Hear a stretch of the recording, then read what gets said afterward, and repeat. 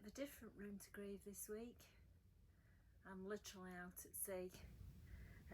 Not enough reception to be able to contact with Bec and record our weekly podcast.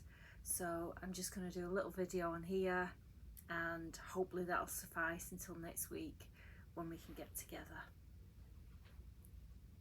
It's been a difficult week. I think on the lead up to Emily's birthday,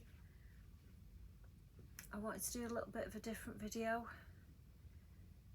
to share how I'm feeling, and I know I can do that because this community that we've all created together, I don't feel like it's self-indulgent.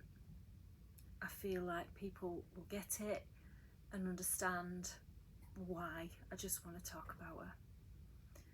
Because as a birthday approaches, there are no words for how we feel on birthdays.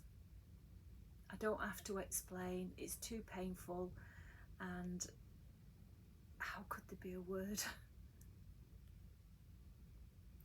So thank you for indulging me in advance on talking about my I thought I'd start with talking about her birth because she loved me talking about it. She loved me telling the story. She'd always say, Mum, start the birthing ball. I remember sitting on that bloody horrible birthing ball thinking it was doing nothing. I was sat in my office at home and I was like playing solitaire, and the other I was on the phone to the hospital when they was trying to find me a hospital bed, for which there was none, and where I was supposed to go, where I'd had Niall, everything was organised, just ring up when you're ready to come in, and there was no beds. It was about 4 hospitals they tried and they finally found a bed, but during this time while it was frantic, I was waiting for him to ring me back. I was on this bloody birthing ball. So I stood up and I kicked the ball and I said, get rid of that, it's effing shite. That's the bit I'm used to like telling. And then I realised shortly after that I actually needed that birthing ball, and I shouted, Mom, bring me the birthing ball back. Anyway, we finally got a hospital and we went to it.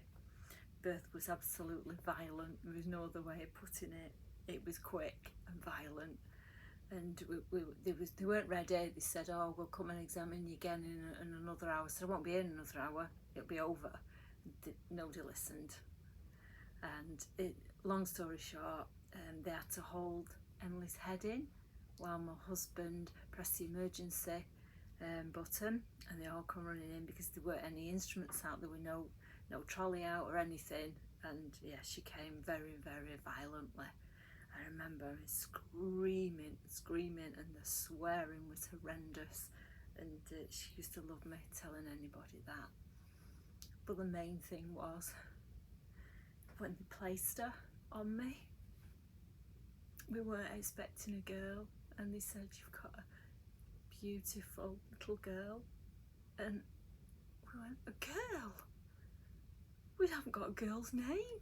It was Nathan, and we never realised how much we wanted a girl. And we saw her and held her, and we both felt the same. And Emma loved me telling that story. And towards the end, she used to ask me, tell me the story again, Mum. It was a lot longer, I've shortened it for you. But why does it always come back to the birth? Or is that just me when it's a birthday? That's when I go back to. I don't go back to when she was poorly, when she was at school. It's always back to the birth. And just weird that. Anyway, I'm on a ferry at the moment. I'm on the way to Spain, and we're stopping at somewhere very special. So we will, on Emily's birthday, we will arrive at Sad Hill Cemetery. And for any movie buffs out there, particularly Western movie buffs, will understand. It's where they film the final scene of The Good, the Bad and the Ugly. And Em used to love that film. She used to, God, she was weird. I think she started Westerns. It started from when she watched Back to the Future. And it was the one that was set in the Wild Wild West. So then obviously my husband, they always watch films together, and my husband said, he said, you need to watch a proper Western, you. Well, that was it. They used to watch so much shit, but The Good, the Bad and the Ugly was one of her favourites, because obviously she loved the music, and she liked Clint Eastwood. And she said, I want to go to that cemetery. And I said, gosh, Emily, who wants to go to cemeteries? She said, it's awesome, I want to go there. So that's where we're going on a birthday. And we're going to do something, because there's thousands and thousands of graves. There's no bodies in them. It is just a film set, which has been revamped in recent years by the Spanish government, and we are going just to be there. We'll probably mark a name somehow, and a couple of others, and just try and make something special. It's going to be sad, but hopefully, well, it will be. It'll be the right thing to do. And I can't think of anything else to do that she wouldn't love, other than maybe going out for lunch with Taylor Swift or something like that, but that's not going to happen, is it?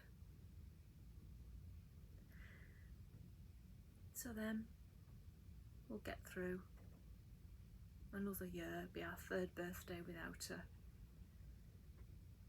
And I don't know how we all do it. For those that have lost, it's difficult, it's painful, physically, mentally, and it's draining, but we still do it. We'll get through it together, and hopefully next week we'll be able to do a more normal podcast for you.